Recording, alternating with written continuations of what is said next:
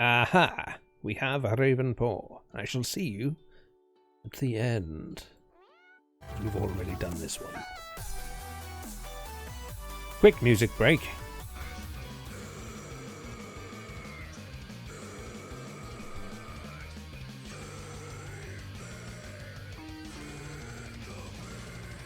That's enough. We've got 98.6% of the cure.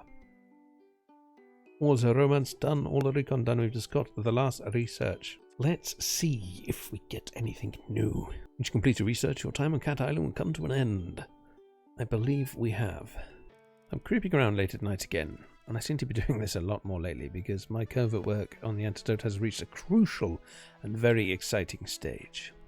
In fact, right now I am trying to stop my hands from trembling long enough for me to place a slide under the microscope. The results will tell me whether or not I need to go back to the drawing board. I hold my breath before lowering my head to the eyepiece and slowly turn the fine focus knob. I can hardly believe what I'm seeing. The cell movement is exactly what I've been looking for since I began the research. I check, I recheck, I check again, and then... Eureka! Keep your voice down. I freeze. You mustn't attract attention. B, what on earth are you doing here? I'm always here. I've been supervising your research since you started. You've been spying on me? Yes. But how? I'm always so careful to make sure I'm not followed. As I said, I'm always here. But why? I have a vested interest in this outcome. So does everyone, but none of the other cats scare me half to death in the middle of the night stalking me. None of the other cats are going to be your test subject. Test subject? No, I wouldn't allow that. Not until... I'm not volunteering, I'm insisting. B, I haven't even tried it on myself yet. I don't want to put you in any danger. I've been in danger from the day Zane and I arrived on this island. This isn't danger, this is hope. Oh, snap. So she knows Zane. So Zane is probably the one that's been helping us so he can get B back to human type person. Zane? I'll answer your questions while we're waiting for the antidote to take effect on me. I see the determination in her eyes and realize there's no use in arguing. I begin measuring a dose of the precious serum.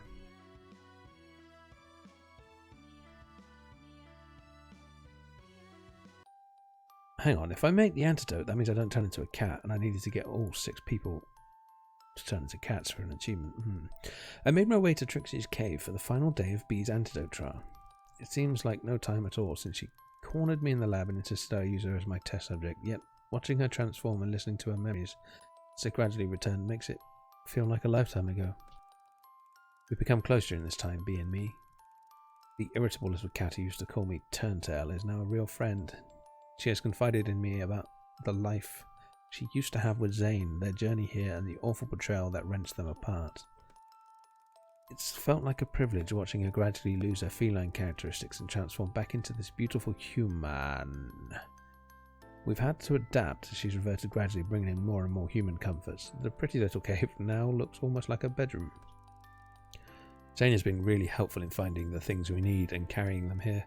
He's been so protective of Bee in her little hideout, wanting to stand guard day and night. I've had to force him away at times so that no suspicion is aroused at base camp. Then as Bee's physical appearance started to change, she banished him from seeing her. He was upset at first. Haven't we spent enough time apart? Please, try to understand. I don't want you seeing me in transition. I want to come to you as all or nothing. Eventually he agreed that they would not see each other until the last dose takes effect and the transition is complete. And that happens today.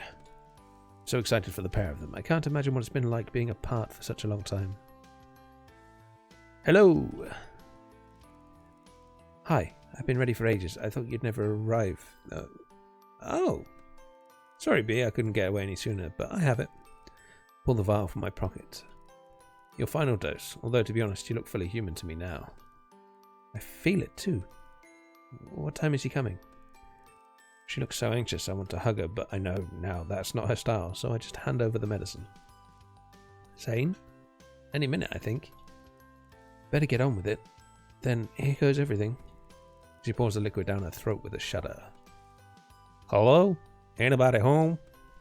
Oh, it's him. What should I do? Invite him in, of course. Shall I leave? No.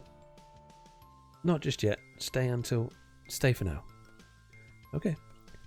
I make myself as invisible as possible, tucked into a dark corner. Come in.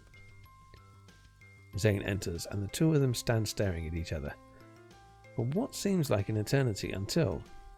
You look older. I've watched it happen, but I guess I must have been a bit of a shock for you. You look, It's okay, don't worry. She lowers her gaze, her shoulders fall. Beautiful. He steps towards her and takes her hand gently in his.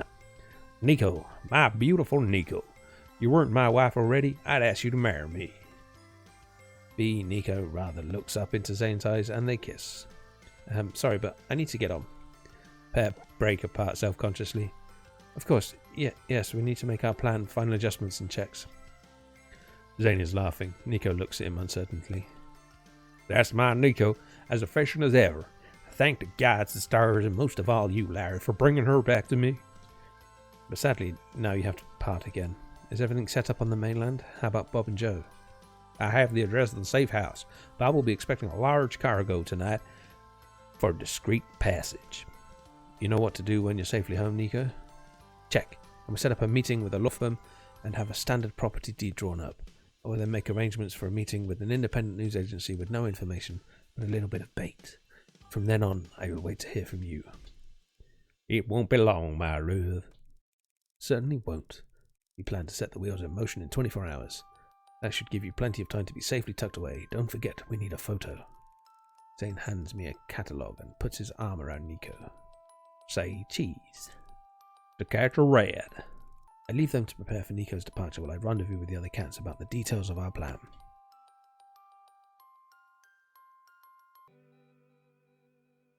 Ooh. We're missing 5. Shh, Kibbles. We don't want to alert the professor of anything suspicious. I want the element of surprise to throw him off guard. Okay, we are ready and certain of our parts. Yes, sir. Oi, oi, Captain. I'll meet you there. Ravenport darts off into the darkness. Oh, do get on with it.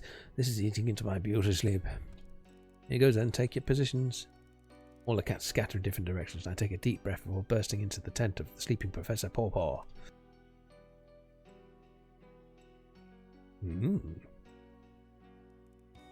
Help! Professor, help! What? What is it? What's going on? Professor, you must come with me, quickly! There's no time to dress. They've all escaped. Zane's lets all the cats go, and he's raving like a madman. What? He's running off towards the elders. We must stop him. Good Lord, wait for me. I begun to sprint. Hurry! And he's sprinting right after me. I have a small torch which is just bright enough to light the way. If he wants to run safely, he's going to have to keep up. Faster, sir. I think I can see him. I'm on your heels. We must catch him. What's gotten into the man?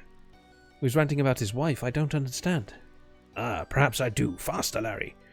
We've covered ground fast and are almost at the danger zone. I grabbed the quake stone in my pocket and cut the beam off my torch.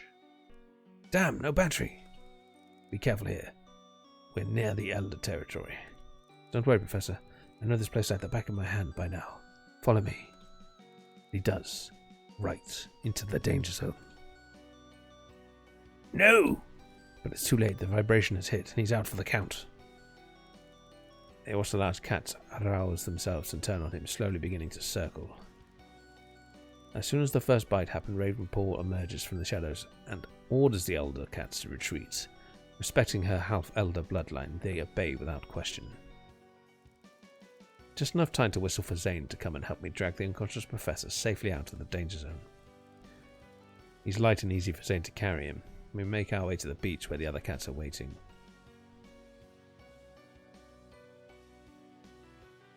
Do we get every single one?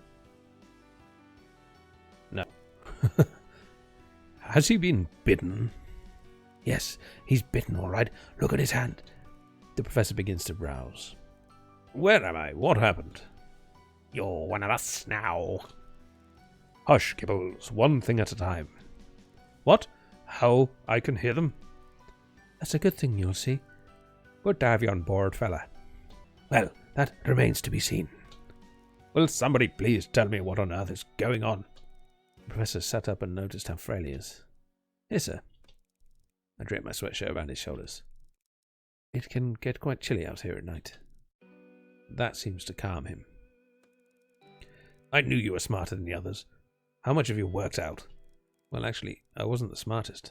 I think that honor goes to B. B? I don't. Zane has put a picture of his wife on his catalogue screen and holds it in front of the professor. Have you forgotten her already? The professor looks genuinely sad. Ah, yes. Nico. She was very talented. It was tragic what happened to her. But I don't see what this has to do with. Take a closer look at the photo, sir. Notice the date. But that's not possible.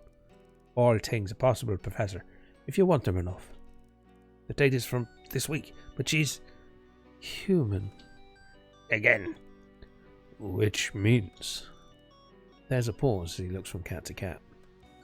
Oh, really? I thought he was supposed to be one of the greatest minds of the 21st century. There's an antidote. He looks at me with admiration. Congratulations, my dear. This is incredible news. But really, the whole charade was a bit unnecessary, too much even for my love of the theatre. Shall we go to the lab, and you can walk me through the process? He's beginning to stand until Zane places a large hand on his shoulder and pins him to the spot. Not so fast, mate. You need to listen first. We have a proposition for you.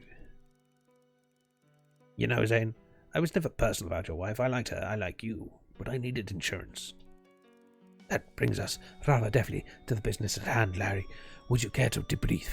When Nico offered herself... Insistent, more like... She's very determined when she wants something. When Nico insisted on being a guinea pig for the antidote trials that I was working on, we discovered that, along with her physical restoration, her memories also returned. Memories that were rather incriminating for you, sir. The main point of intel being that this whole setup is owned by a cosmetics company, and contrary to propaganda about animal welfare, you are practicing the most barbaric torture and extermination of cats. Really? This is ridiculous. Why would I? I don't wish to sound like a braggart, but I am a highly regarded, award-winning scientist. I could go anywhere, do anything. Why on earth would I choose to spend my talents on lipstick and powder? Possibly because you couldn't work anywhere else. Didn't the government restrict your prerogative to choose how you spend your talents? Not to mention the lure of the big bucks. Yes, wealth is very seductive. It brings so much power. Do you like power, don't you, Professor? A whole island of your own. It must feel like playing God. That would be the appeal to a certain type of personality. A psycho. A narcissist. Let's not start name-calling.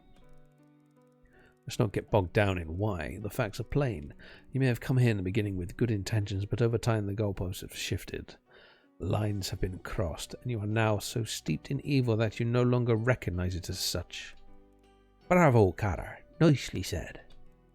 Okay, let's cut to the chase here. What do I have to do to get out of this intact? I refuse to be thrown under the bus for that rich, spoiled brat. Kitty Fisher, I presume. It's all her doing. I'm an innocent pawn in all of this. Hardly innocent. Quite preposterous. This cat's out of the bag, Professor. What do you want? We need you to get Kitty Fisher onto this island. Impossible. She only comes here twice a year. The next visit is over a month away. Find a way to make it happen. Tell her something that captures her interest. Make her an offer she can't refuse. How is not our problem. You can work it out. You're a highly regarded award-winning scientist, after all.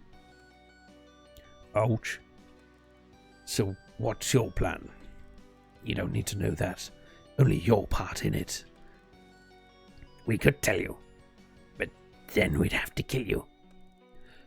The less you know, the better for you. So, are you going to help us? There is a moment where you could hear a feather drop, and then the professor exhales loudly. You know, it really is a relief, truth be told. I've been half praying for this day to come, for someone as bright as you, Larry, to arrive on our door, corrupted little piece of heaven, and restore things to their rightful order. Is that a yes? Is he saying he's with us? Yes, he's going to do everything in his power to help us. Isn't that so, Professor? Of Quite so. Oh, my voice is starting to go. I've been doing this for a long time now. Z, why I stopped doing these? Ooh, you have done very well, Larry. You have completed everything necessary to bring about a successful conclusion to this mystery. Therefore, you ought to be justly rewarded. Sit back and relax and allow us to channel the key players from the history of this adventure so that they may tell you their story. Oh, please tell me, don't just write it. Oh, holy schnit. Kitty Fisher, the story begins with me, I suppose. Oh god, this is going to take ages. But that would be the 10% of the story I'm missing. It's a common enough start. I was a performer at the Pussy Playhouse. Oh, behave. For fuck's sake. Oh, where was I? I've been on the stage since I was a child, learning my craft. How to put together a dream with powders and paints and everything available to create the perfect fantasy. That's what it's all about, you see. We peddle fantasies, and reality is the kiss of death to magic. I was a master magician, and it paid off. My name began to creep up the list of performers on the posters until at last, at the age of just 16, I was heading the bill, the toast of London. I could create such an illusion that I captured the hearts of all gentlemen who came to drool over me. There were admirers by the dozen, 20 white roses sent to my dressing room with a handwritten card, a request for an audience, an invitation to dinner was a normal part of my life. Who was I to refuse such attention? Even for a star as bright as mine, the monetary rewards were small, and a wealthy gentleman caller could supplement my humble wages for a whole year with the right sort of gifts. We all understood the rules, each of them wanting to touch that elusive dream. Each also needing to get away and hide their disappointment the moment they did, and it dissolved before their eyes. By the time he came along, I was an old hand. I knew the game and expected nothing. I had no reason to think that this one would be any different from the others, so I met the famous man they called Daddy Purse Strings. What I hadn't planned for, could not have foreseen, was how quickly I would fall so deeply and without reservation. I had met the man with whom I would happily spend the rest of my days, but I needed to be sure he felt the same way about me. Not her, captivating illusion, but me, the real Kitty Fisher.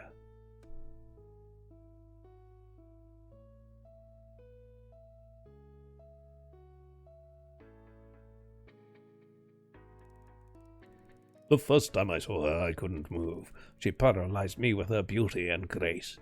Like nothing I had seen before, her voice was the sound of heaven. It filled my head until there was no room for anything but her. I wooed her, of course, but this wasn't like the others. She asked for nothing, never made demands, never even accepted the gifts I offered as enticements. I became a slave to my desire for her. When she asked me to join her in her dressing room after a show one evening, I almost fell running down the corridor to find her. When she let me in, she said she had something to show me, and she asked me to take her seat. Before we commit to anything further, you and I need to let you see the truth and know the difference between her and me. She is the goddess, untouchable and rare. I am a simple girl inside her. I am real. And with that she began to peel away the layers of artifice that create the instrument of man's undoing, the wig of high powdered curls, hiding her sleek chestnut waves of hair, unfolding down to her waist, unlacing and removing the corset that molded her hourglass shape, to reveal the curve of her tummy and the plumpness of her hips. I sat mesmerized as she slowly, painstakingly, creamed away every last trace of the thick, white paste that covered her beautiful pink skin. Behave. The wine dye stained her rosebud lips until finally she stood before me, completely natural, without a whisper of pretense. This is who I really am, she said quietly, and I fell in love. I knew that I had found my wife, the mother of my children. Hang on, isn't she 16? You look like you're 75. What the We had a wonderful life together. I adored her from sunrise to sunset, and could not imagine any man being more happy, more in love than me. We were blessed by the gods, and we thanked them every day. However, everything comes at a price, and ours was to be paid in time. Literally. We were to have the happiest years imaginable, but there would be only 3 of them. The day my Kitty told me of her condition was both the happiest day of my life, for she was to bear me a child. Also, the day the world fell apart, never to be rebuilt again. I could not fully comprehend what she was saying, that all years of painting her face with that wretched poison was now reaping its grim rewards. There was no antidote or cure for the toxic murderer that was coursing its way through her veins. If we were fortunate, she may live to carry our baby to term. Her fight and determination saw her through to the birth. I never once doubted her. I was by her side through it all, and I knew this would be her end. Oh, shit. Has the kid got the same problem? Her eyes were still so beautiful and innocent.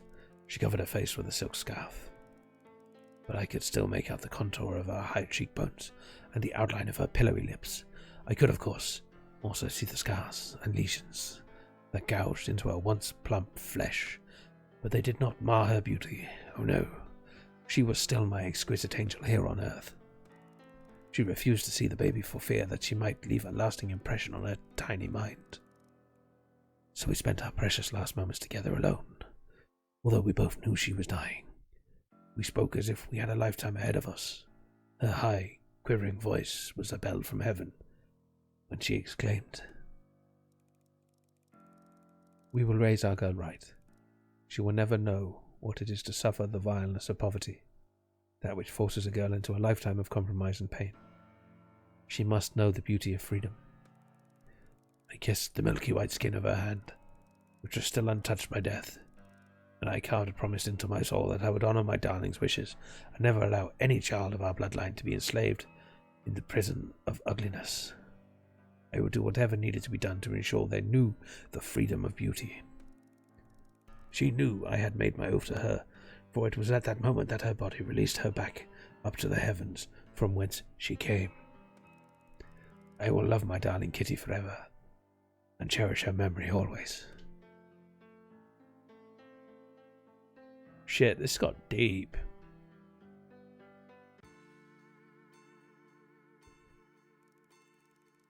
My father started Pretty Kitty Cosmetics the moment Mummy's funeral was over.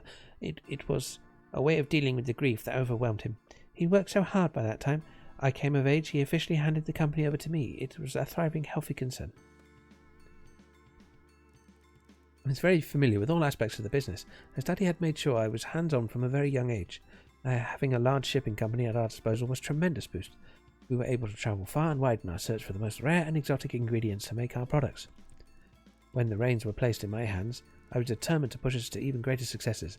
Under my direction, we were trading with the Africans and India. All our dyes were natural, and the use of harmful ingredients was being kept to a minimum. Within 5 years, I had my own fleet of 6 ships. Kitty's desire, Kitty's pride, Kitty's passion, Kitty's admiration, Kitty's attraction, and Kitty's vanity. We know the desire. As progress on discovering new and fruitful lands surged ahead, the medical side lagged woefully behind. Carrying out testing on live subjects was a slow and risky process. It eventually became obvious to me that the way forward was to open my own small medical facility, where we could be fully in charge of patient well-being and risk factors like infection control. That was a turning point in the development of research. It made it easier to stay within the ethos of Pretty Kitty, that no harm would be caused to anyone in the making of our cosmetics. I felt my mother would be proud of me. Then one summer, everything changed. The chain of events started with a tragedy involving one of our ships, Kitty's Desire, under the stewardship of the very experienced Captain Corn.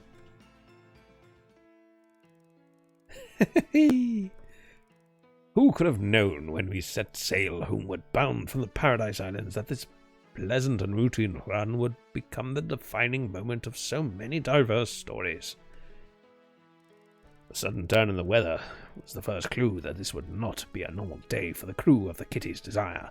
The storm that developed when we reached our most vulnerable position out at sea was the worst I had experienced in all my years sailing.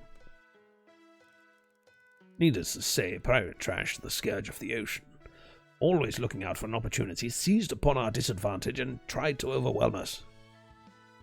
The elements, however, are not discerning, and their ship buckled alongside ours in the battering waves that eventually washed us all up to meet whatever fate awaited us on this wretched island. We tried as best we could to face our trials like gentlemen, but the conditions were harsh and the men disheartened. Lack of food was the greatest obstacle in our progress. Hunger robbed the men of their integrity, driving them to ever-escalating levels of risk to find animals to hunt. Time and again, they returned from scouting expeditions with empty hands and empty bellies. Eventually, we had to face the reality that the only inhabitants populating this godforsaken place were the cats. The cats were everywhere. I feel ashamed as a man of honor to tell what happened next. The depths of depravity to which some men will sink when starvation has them in its grip is unfathomable. To the safe and contented, we were faced with a terrible choice. Some succumbed rather than perish. Oh, fuck, I forgot her voice. I tried to present the men with alternatives. I gathered the roots and tubers and collected their forays in the forest and boiled them up with salt and the sea to make a more palatable broth. I knew in my heart it weren't no good. Men need meat. They were no birds or fish or any other creature you might expect to find. They look to the only source of meat in supply. I wouldn't eat it. I could never bring myself to do that. So along with a handful of proud men, we are spared the horrific consequences that came from that indulgence. Sadly, though, we were not spared from the witnessing of it. Grown men writhing in such agony that would sooner throw themselves off the cliffs than endure the pain. Oh. Polly, put the kettle on. It burns, God help us, it burns so bad. The cats are scratching on the inside. They're scratching to get out. Well, Polly put the kitty on. Each account was the same. Many crawled away into the forest to die alone. There's a lot of raspy voices, which I think is probably what's really hurting my throat right now. Some tried to swim out to sea, only to be crashed back against the rocks. Then came the strange accounts from the hunting parties, returning the further fields, telling stories of hideous monsters, half human, half cat, living in the wilds. It was hard to know what to believe. Then one night my boy Jem, unable to speak, but as bright as any scholar, came back white as a sheet, shaking like he'd seen the devil himself. He drew me a picture in the sand. Then he lashed himself to the barrel and launched himself out to the mercy of the sea. I never saw him again. Ooh.